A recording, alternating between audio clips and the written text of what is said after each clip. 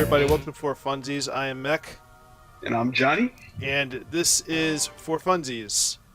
And today we're talking over, I should say, Happy Dungeons. Right, Yay. We're here, we are live, we're trying something a little different. Normally, if you're one of our many subscribers, you notice that we do Let's Plays. Well, today we're going to actually play and then bring it to you, because we have something fun to announce. Yeah. Mech? Well, first of all, let's start the episode. Let's start this properly. A lot of you guys have been asking in the previous episode when we were doing our 10 subscriber special. By the way, we're at over 20 now, so thank you guys for that. Thank you. They were asking how to do the multiplayer for Happy Dungeons, like local multiplayer. I'm just going to give you a quick tutorial on how to do that. It's really easy to do. First of all, if you're going to play, your friend, whoever you're playing with, has to actually have an account to play with. So. Oh, Mech. What? I'm totally going to be interrupting you for whatever happens on the screen. Just want to put that out there right now. Okay. So don't be mad. All right. Go on. Okay then. Thank you for interrupting me. But basically, all you gotta do is whoever you're playing with has to set up an account, an Xbox Live account, and then you can just whoever you have in, you can just sign in like this. You're not gonna see me actually sign in, but you can at least see the edge of it. We'll skip to this part here. Anyway. Right, so in a nutshell, it requires 2 accounts. Can a guest account be used? I think so for local. As long as it's a separate account from the main person who signed in, up to 4 accounts can join, and you guys can rip it up. Yeah. And it will automatically split the screens 4 ways, unfortunately, because that's just how it's set up. Yeah, and it's kind of weird because you have to do play from a certain angle. Alright, so we got our characters in there. So now we can make this Uncle episode. Johnny Jihad. Yeah, now we can actually make this episode about what we actually want to talk about. The Nintendo Direct recently came out, I think January 11th. Yeah, it released. Finally, Yeah. Well, after much ado. Well, this was the mini. Yeah, Direct Mini. So it's more just to show off games that are coming out. It's not like a presentation, so to speak. Like most of their directs are like full-on hour-long presentations. That's why this is the mini. It's just like 15 minutes. Got you. See, I've never seen Nintendo Direct before, so Really? I thought, oh, they're short. Yep. Yeah. Pretty bad, huh? Well, there's a reason for that, though, which I'll explain later in the yeah, it's because you hate Nintendo. So, yeah. Yeah. Totally not true. But I can understand why I led you to believe that. Yeah, whatever. Anyway, so they talked about like altogether like what, 20. Oh, that guy. Yeah, go on. Anyway, they have like what 20 different announcements. And they're all for the Switch. So that's, as a proud Switch owner, I'm really hyped up for all that. So Awesome. You watched it too, right, Johnny? I did watch it. I was I guess, can I give a little disclaimer? Because I don't want to alienate anybody. I've been a long-time Sega guy, and that led kind of right into Dreamcast, which led into like Xbox and PlayStation. So I missed the Nintendo boat. It's the natural evolution of Sega is Xbox. Well, Dreamcast and Xbox were essentially the same console. I'll get into that in another show when I talk about the history of consoles, but I digress. Either way, I was led far and away from Nintendo. I played Nintendo games, and I had a lot of handhelds, but I never really got to dive in, like Zelda and stuff like that. I say that to say this. Nintendo Direct never interested me until today. Well, 11 days ago. Yes, 11 days. So, let's go ahead and talk about, well, let me ask you, Johnny. What stood out to you? Well, so, being a longtime handheld fan, games like Metroid and Castlevania were really big on my list. Like, I played every Castlevania for handheld. I love the Metroid series.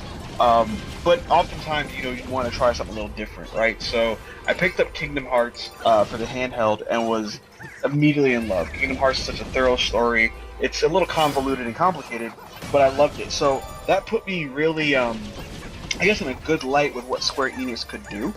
And I figured I would try something next from them. And so on the handheld, I picked up a game called The World Ends With You.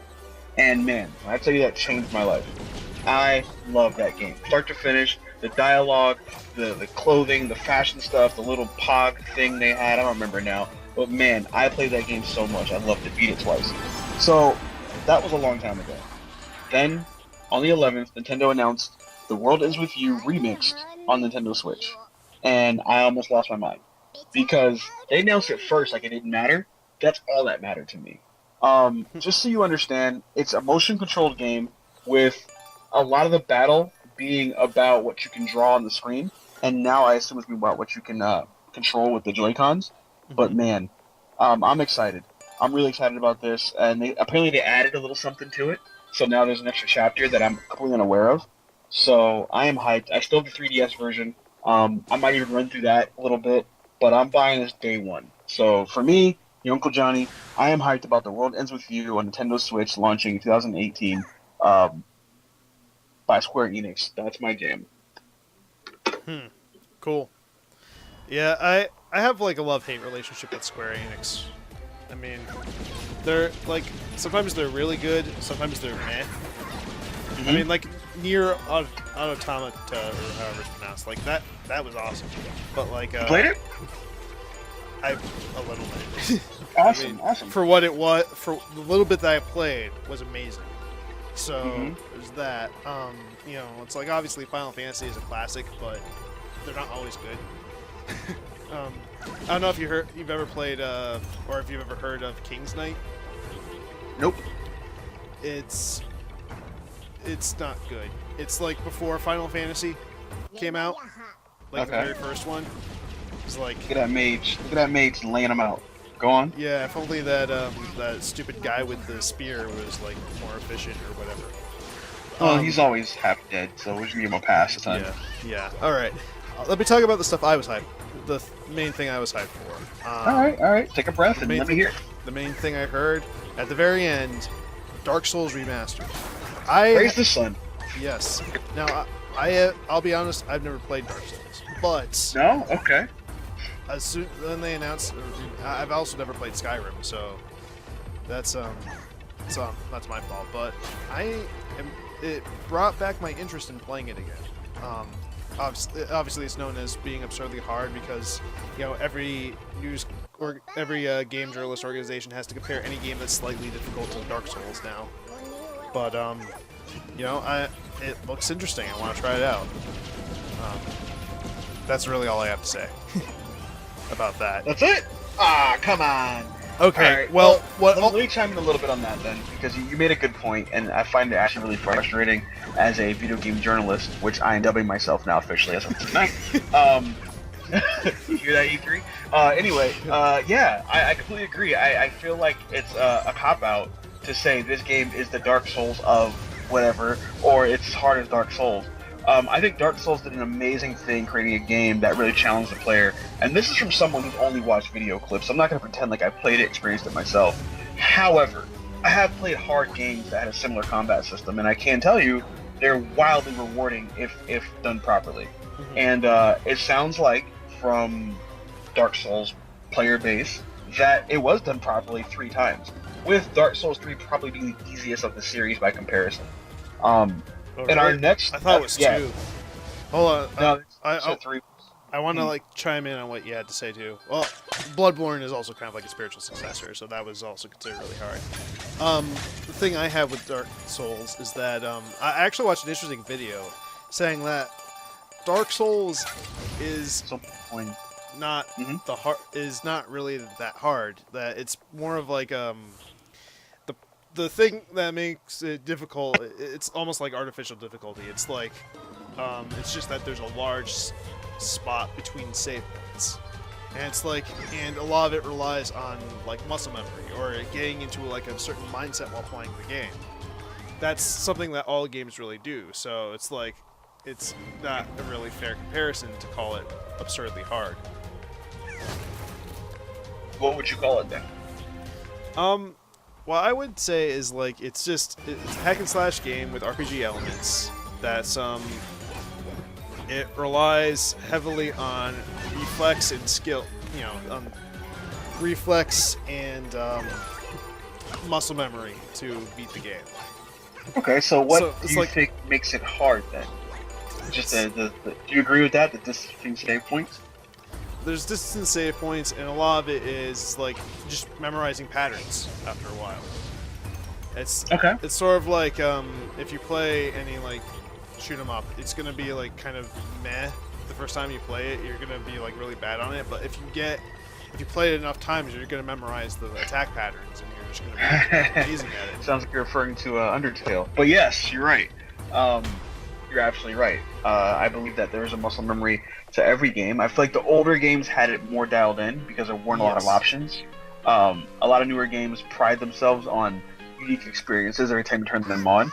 Destiny, GTA, things like that. But I think when it comes to combat in almost any game, whether it's a fighting game or even like Madden, when you're combating the other team, it does come down to muscle memory. I believe it does.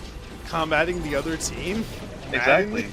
NFL combat, baby. Yeah, it's the RPG. So, it's the greatest RPG of all time. the best one ever. So I feel like, whether you're running the ball up the court or kicking someone's head off as Liu Kang, it's muscle memory. I think where the difficulty comes in is that, and I think this is made more evident with a game like Cuphead just being about this, but the uniqueness of each boss. So like, look at like Sonic the Hedgehog, right? You could argue that was a hard game at its time. I mean, if you didn't know how to play, but once you have the muscle memory, you can pretty much get through any level. Then you fought Robotnik, who had a pretty redundant mechanic. Hit the guy 8 times and he's dead, right? So all you have to do is really find out when you're gonna hit him, and that's pretty much it. Yeah. Okay? It was probably hard the first 2 times when you didn't know what he was gonna do, but he had like 2 or 3 patterns. Dark Souls, solely from what I watched, you have these unique bosses, and you're kind of like, you're fighting through the game, it's already kind of difficult, and then you fight a boss who hits you on a whole unique pattern, so it's hard to kind of figure out what he's going to do, but once you figure it out, you can do it naked, which people have done the whole game, no armor. So I think that rewards the player intuition and, not intuition, I guess skill, which, again, is going to bring me to another game that I really want to discuss pretty heavily in the follow-up discussions on this channel. Oh, yeah. I'll actually name it later. But it's also been compared to Dark Souls as far as the combat system goes, and I think you and I can talk about that maybe in the next episode.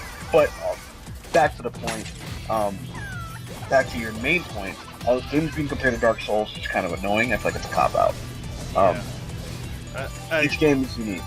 Yeah, like this game we're currently playing right now. Right, Happy Dungeons, right? Happy Dungeons. This is the Dark Souls of Happy Dungeons. Like I don't understand. It's the Dark Souls of team-based RPGs. Right. Yeah. So Gauntlet Legends eat your heart out, right? So yeah. More coins. Oh, he got pummeled. Love it. So anyway, it's just yeah, and I already went on a rant, so I'm not going to continue. But I think we do need to have an episode where we kind of talk about that, because I have some gripes with current journalism in gaming. I know we probably discussed that a little bit, but I feel it needs to be said, and that's just me.